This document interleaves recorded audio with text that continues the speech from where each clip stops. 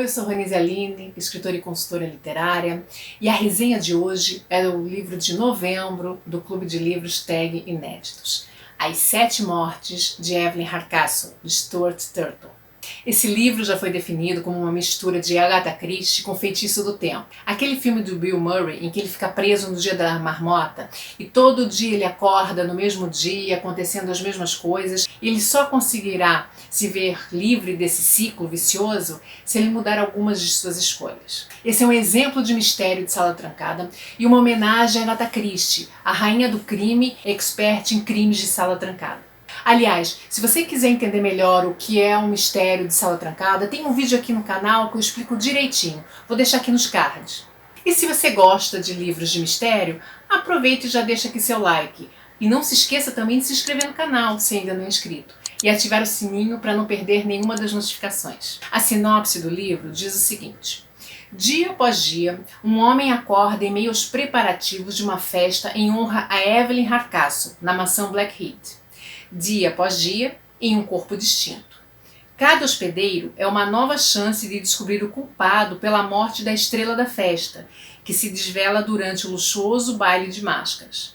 Além da confusão da viagem do tempo, os segredos transbordam e nenhum movimento é simples, pois as regras do jogo não estão claras e reviravoltas acontecem a todo momento. Logo no início do livro, você já tem aqui um mapa da mansão Blackheath, bem como uma lista dos convidados e dos empregados da mansão.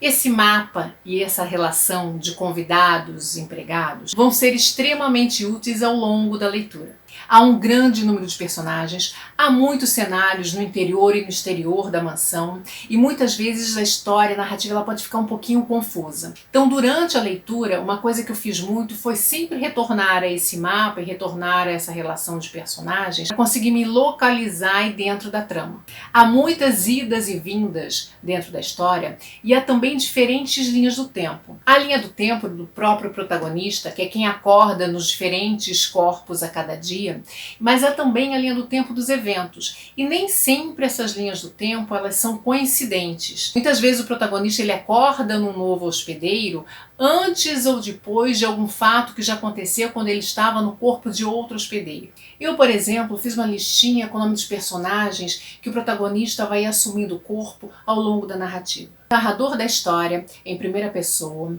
sempre a partir do ponto de vista do protagonista, independente de qual hospedeiro ele esteja ocupando.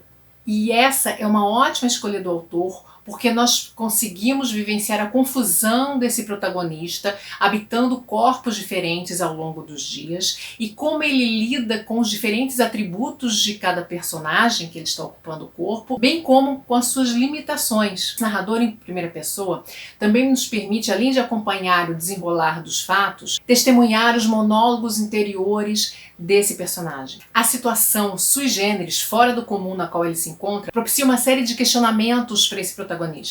O protagonista ele vai passar por 7 hospedeiros diferentes ao longo da história. Em alguns momentos ele acaba retornando também a alguns pelos quais ele já passou. Ele quer se sair bem nesse objetivo, que é descobrir quem é que mata a principal homenageada da festa, né, a Evelyn Hardcastle, como a gente diz aqui, né? O título já diz, As Sete Mortes de Evelyn Hardcastle, não é nenhum spoiler. Ele precisa aprender a usar os pontos fortes do hospedeiro, cujo corpo ele está ocupando no momento, bem como minimizar os pontos fracos desse hospedeiro.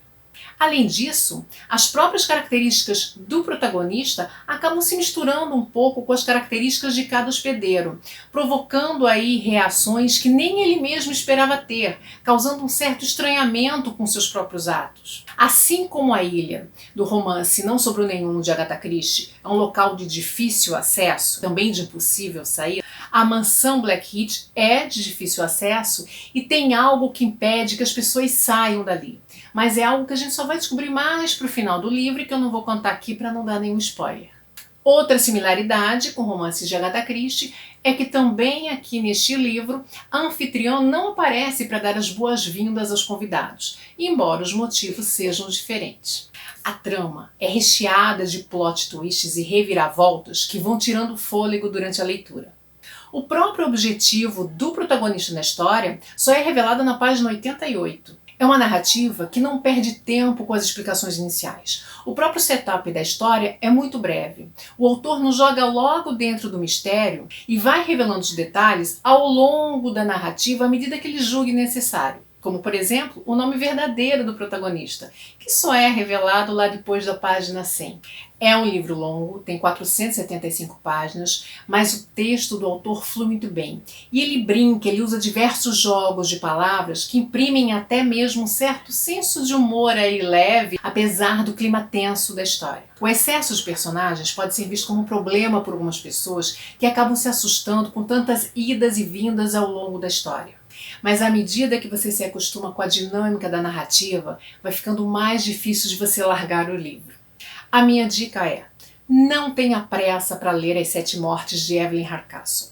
Vá fazendo anotações, volte ao mapa inicial da mansão Blackheath, volte à lista de convidados e de empregados. Isso vai ajudar você a se envolver mais na trama e não desista, dê uma chance, porque à medida que você engrenar, que você entender como funciona a trama, você não vai conseguir mais largar o livro. E aí, você já leu As Sete Mortes de Evelyn Hardcastle? O que você achou? Deixa aqui nos comentários pra gente. Te vejo no próximo vídeo.